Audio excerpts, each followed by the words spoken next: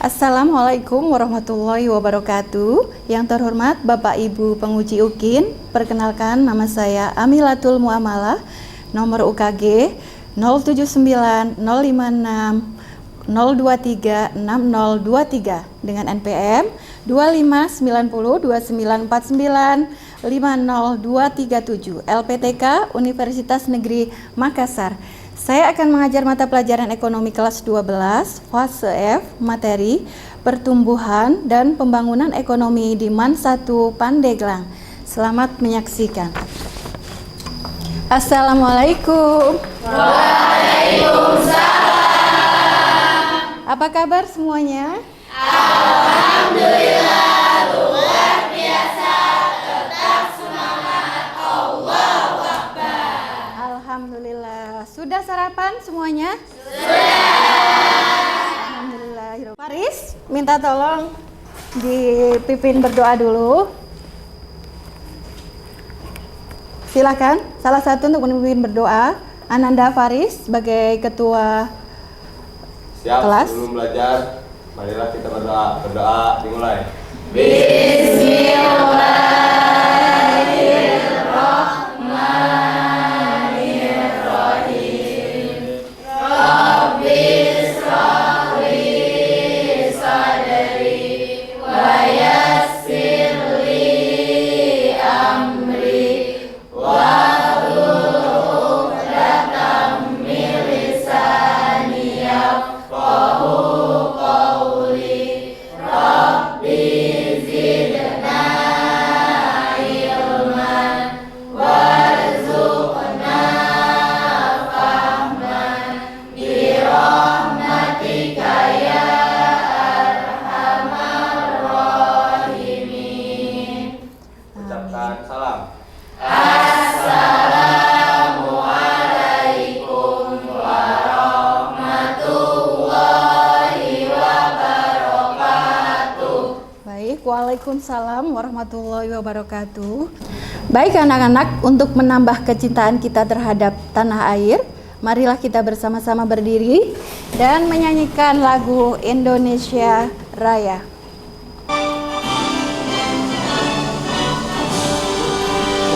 Indonesia tanah airku, tanah tumpah darahku.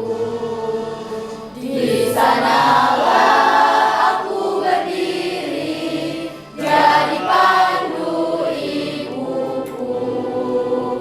Indonesia kebangsaanku, bangsa dan tanah airku. Marilah kita berseru, Indonesia bersatu.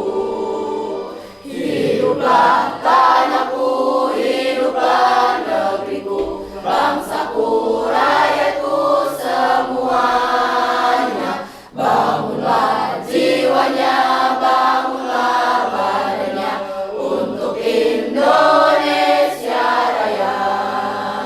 Indonesia. Baik anak-anak, silakan duduk kembali. Ibu akan memeriksa kehadiran kalian ya untuk hari ini.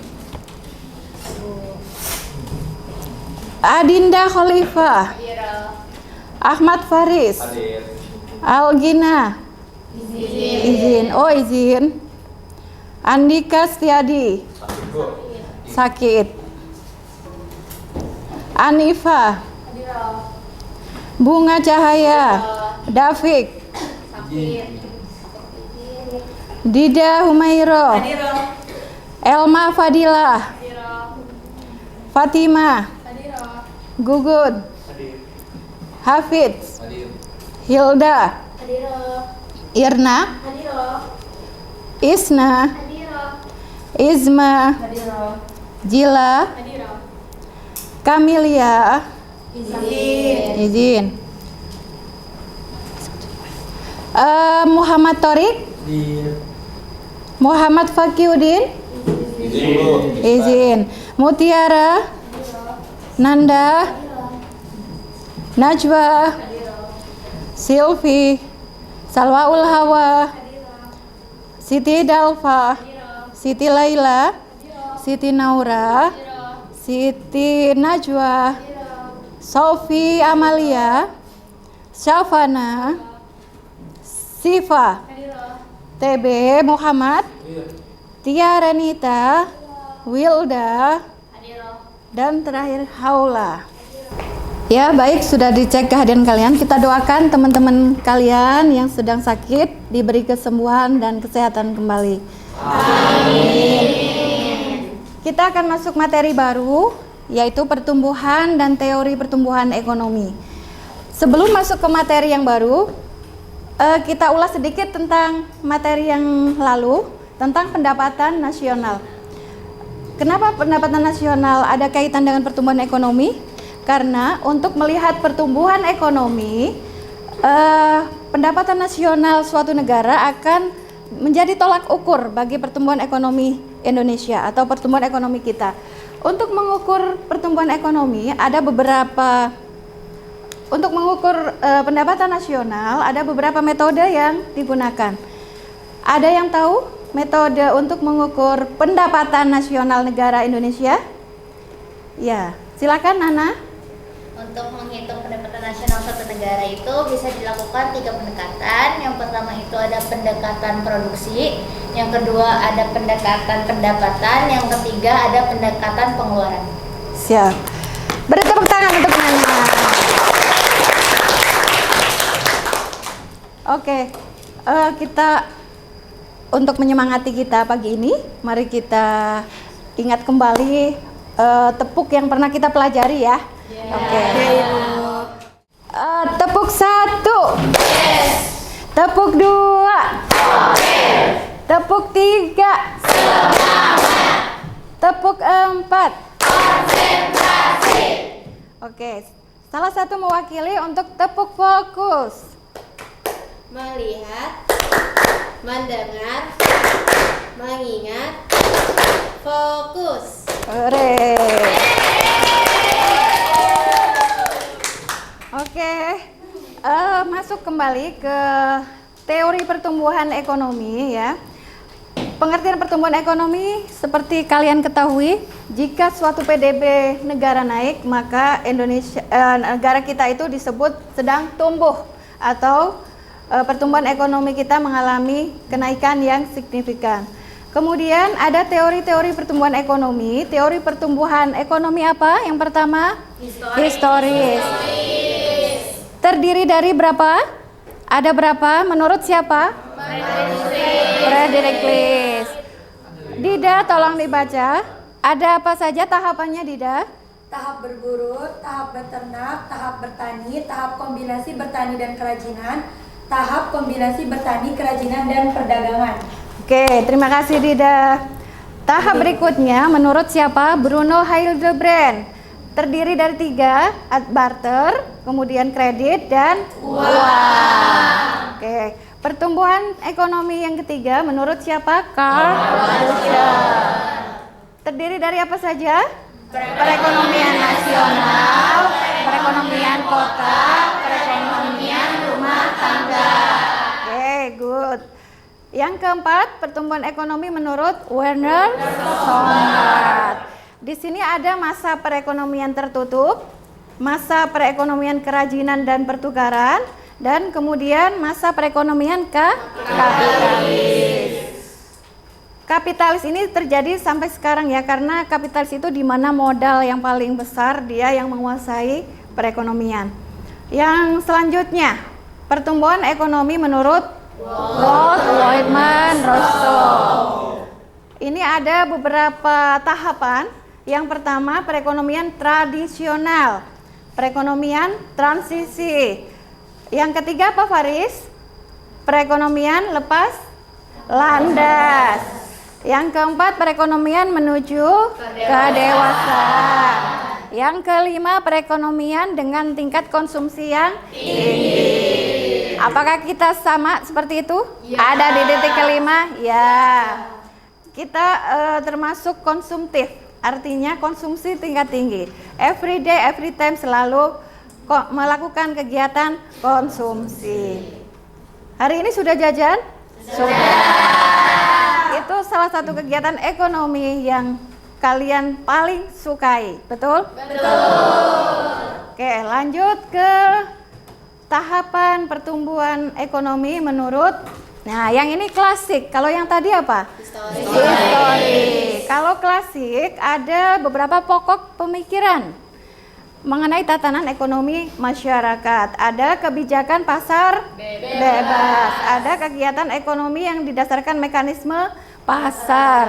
Dan yang ketiga, ada nilai dan harga barang, tingkat upah dan tingkat sewa tanah, laba ditentukan oleh permintaan dan penawaran. Baik, pertumbuhan ekonomi klasik salah satunya dikemukakan oleh siapa? Adam Smith. Ada dua menurut Adam Smith.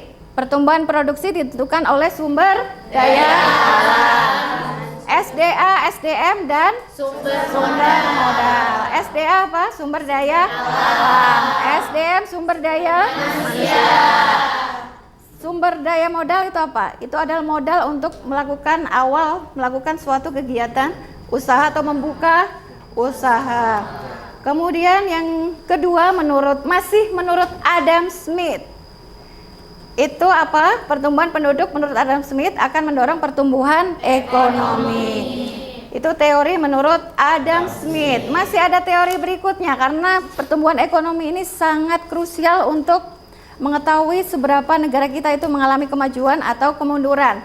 Maka beberapa teori dikemukakan oleh para ahli ekonomi sebagai tolak ukur untuk mengukur kemajuan negara masing-masing. Salah satunya tadi menurut Adam Smith. Selanjutnya menurut David Ricardo. David Ricardo memberikan pendapatnya untuk pertumbuhan ekonomi dilihat dari apa? Jumlah sumber daya terbatas. Yang kedua masih menurut David Ricardo, tenaga kerja bertambah atau ya, yang ketiga adalah akumulasi modal. Yang keempat adalah kemajuan teknologi. Yang kelima adalah peranan sektor pertanian. Negara kita dulu termasuk negara agraris, negara penghasil padi dan beras terbesar di dunia, ya. Sampai sekarang mungkin negara kita masih dominan untuk ekstraktif, ya, perusahaan yang mengolah dan menghasilkan langsung dari alam. Salah satunya adalah sektor pertanian. Oke, selanjutnya ada neoklasik. Kalau yang tadi klasik, sekarang neoklasik. Pertumbuhan ekonomi menurut siapa neoklasik? Harold Domar. Oke. Ada berapa menurut Harold Domar? Ada 4. Yang pertama, barang modal telah digunakan secara penuh. Oke, dan seterusnya, ya. Kemudian yang kedua menurut Solo Swan.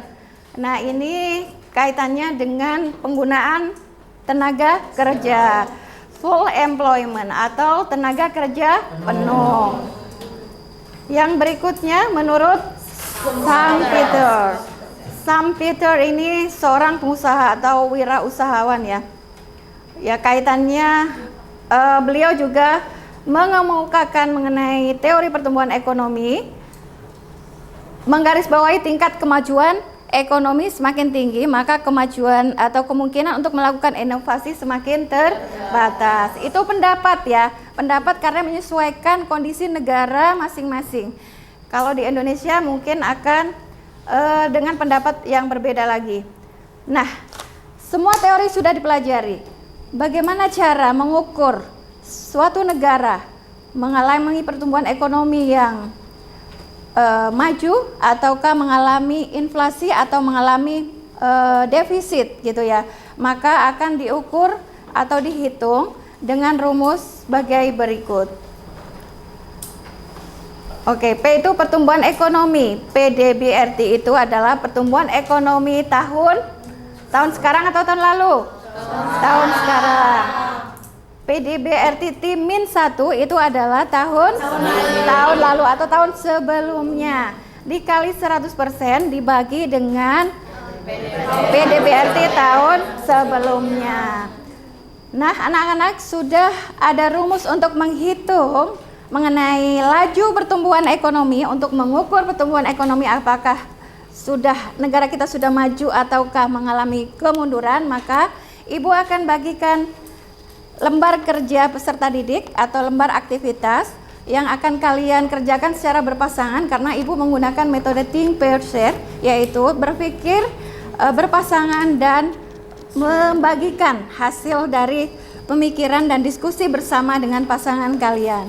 Oke. Berarti tadi udah ya? Oke. Jadi dibalik nanti ya? Yes. Udah ya Kak Riki? Baik anak-anak, kita masuk materi pertumbuhan ekonomi. Di jurusan IPS memang salah satu materi yang harus kalian pahami dan kalian ketahui dan pelajari adalah materi pertumbuhan ekonomi. Apa itu pertumbuhan ekonomi? Suatu keadaan di mana terjadi kenaikan PDB. PDB itu adalah produk domestik bruto. Jika pendapatan nasional atau produk domestik bruto negara kita bagus, mengalami kenaikan, maka negara kita termasuk negara yang berkembang dan negara yang menuju maju ya. Akan tetapi saat ini mungkin negara kita belum terlalu mengalami kenaikan pertumbuhan ekonomi yang signifikan. Baik, teori pertumbuhan ekonomi ini sebelum kita membahas mengenai pertumbuhan ekonomi negara kita secara mendalam, ada baiknya kita menelaah dan mempelajari dulu beberapa teori pertumbuhan ekonomi. Jadi pertumbuhan ekonomi itu sudah ada dan sudah dipelajari semenjak kalian mungkin belum lahir ya. Ya, di sini ada beberapa tahapan dari teori pertumbuhan ekonomi. Ada menurut Frederick List apa saja? Tahap berburu, tahap beternak, tahap bertani, tahap kombinasi, tahap kerajinan dan tahap Oke. Dari beberapa teori ini ada yang menurut Bruno Hildebrand. Ada barter, kredit dan uang. Kalau barter itu pertukaran antara satu barang dengan barang yang lain. Kalau kredit meminjam. Jadi membeli barang tetapi belum membayar saat terjadi transaksi. Kalau perekonomian uang lebih luas yang sekarang ini. Jadi kita lebih banyak ada transaksi barter mungkin masih terjadi. Kemudian perekonomian kredit juga masih terjadi. Dan perekonomian luas adalah perekonomian modern yang saat ini dilaksanakan oleh negara kita.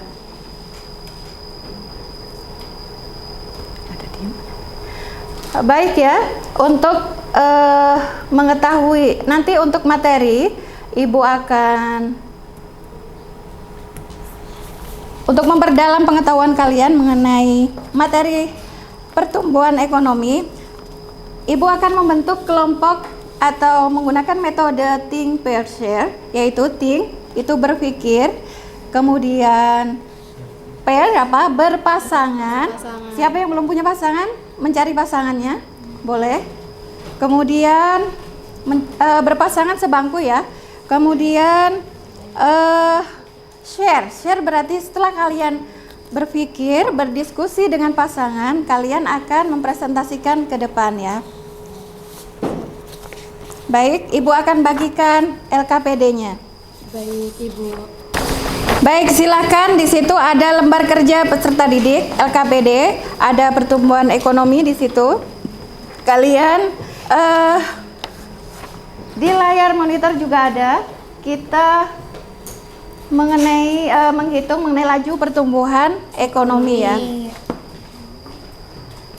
Silakan kalian berpasangan untuk mengerjakan dan berdiskusi. Kemudian nanti akan Ibu panggil pasangan yang sudah selesai mendiskusikan duluan untuk mempresentasikan atau men-share apa yang sudah didiskusikan dengan pasangannya masing-masing.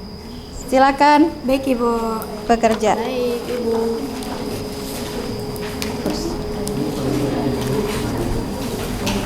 Ibu keliling. Apa ini pura-pura nggak ada itu nih? Ini nggak ada itu. Oke. yang ditanyakan. Perhatikan data laju pertumbuhan ekonomi ya. Siap. Ya, diskusi ya. Misalnya setelah menghitung dan berdiskusi dengan pasangan, kalian sudah berpikir dan mendiskusikan, kemudian kalian menemukan jawabannya, maka nanti akan tahu apakah 2017, 2018, 2019 ataukah 2020.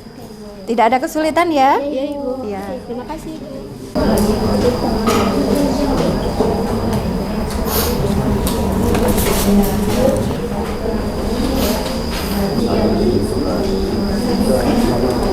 Baik, sudah selesai semua mengerjakan LKPD-nya secara berpasangan?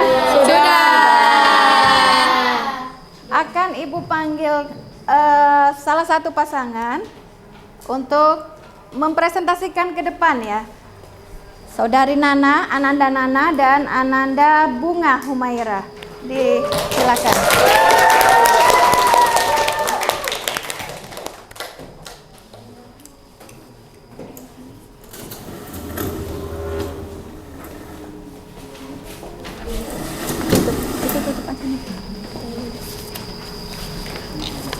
Assalamualaikum warahmatullahi wabarakatuh. Waalaikumsalam.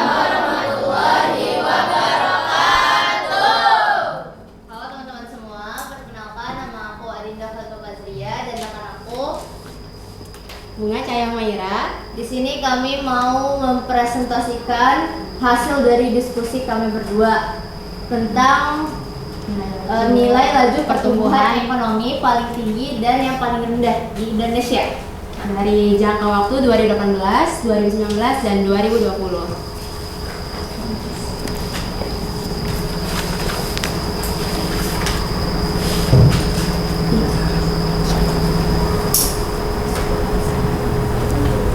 Ingat.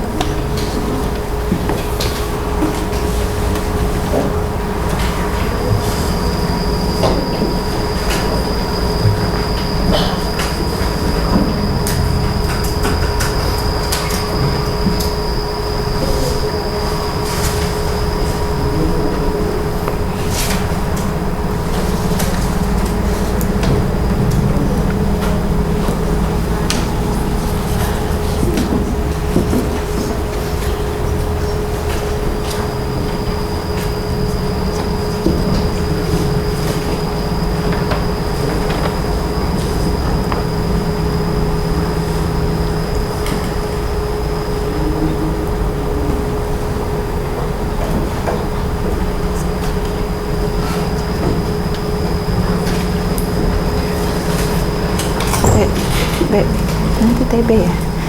Kalau Ibu nanya apa manfaat yang bisa kamu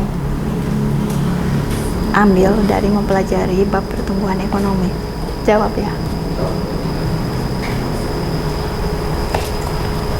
Iya, jawab ya nanti ya. Untuk refleksi.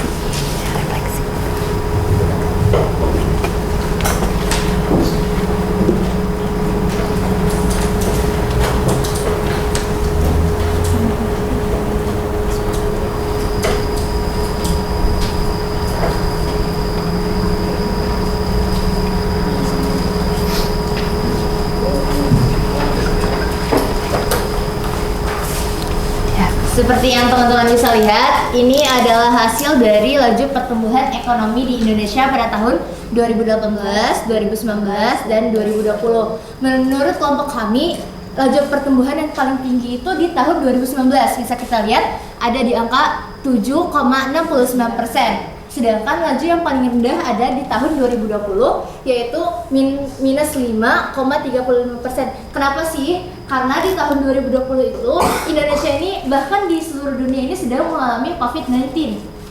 Nah, disitulah laju pertumbuhan Indonesia ini mengalami penurunan. Drastis. Sedangkan dari 2018 ke 2019 itu nilai laju pertumbuhannya juga mengalami kenaikan lumayan tinggi ya, dari 1,96% ke 7,69%. Ya. Cukup sekian dari kami berdua. Wassalamualaikum warahmatullahi wabarakatuh. Waalaikumsalam. cukup jelas ya untuk dari kelompok atau pasangan Ananda Nana dan Ananda Bunga. Ada yang ingin mencoba lagi atau cukup? Cukup. Baik. Untuk menyemangati diri kita sendiri dan tetap fokus pada materi pelajaran, mari kita ice breaking sejenak. Tepuk fokus. Melihat, mendengar, mengingat, fokus.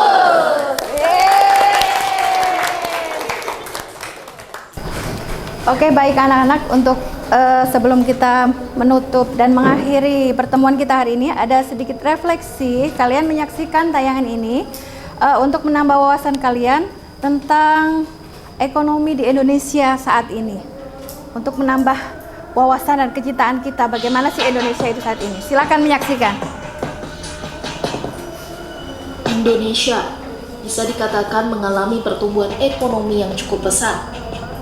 Namun, di balik pertumbuhan itu, Indonesia masih mengalami banyak permasalahan ekonomi.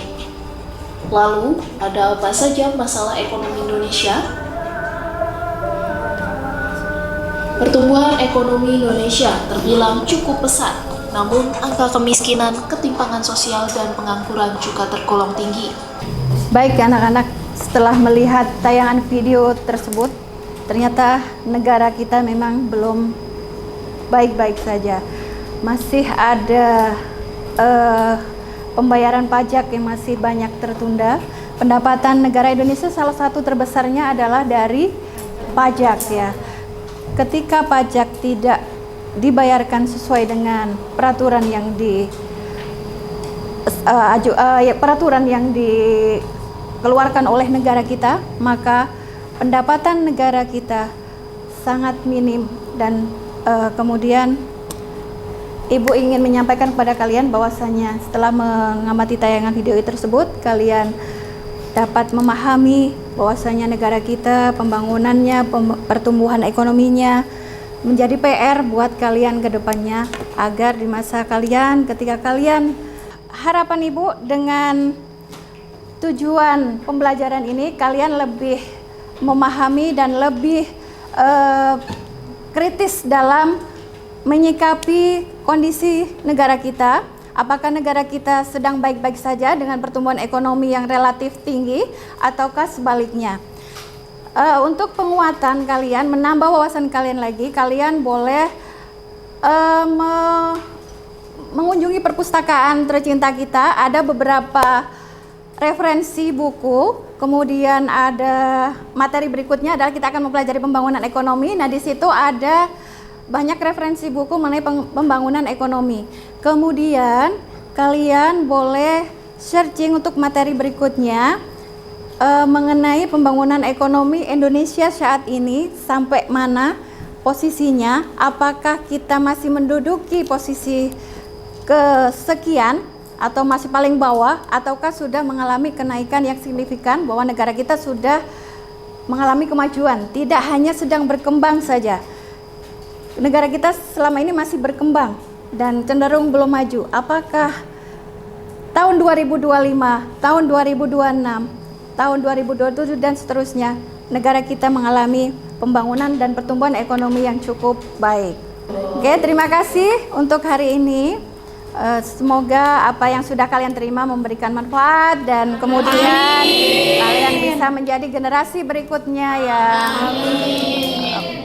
menjadi generasi penerus bangsa yang memiliki tanggung jawab dan sukses membangun negara kita maju dalam pertumbuhan dan pembangunan ekonomi lebih baik lagi. Wassalamualaikum warahmatullahi wabarakatuh.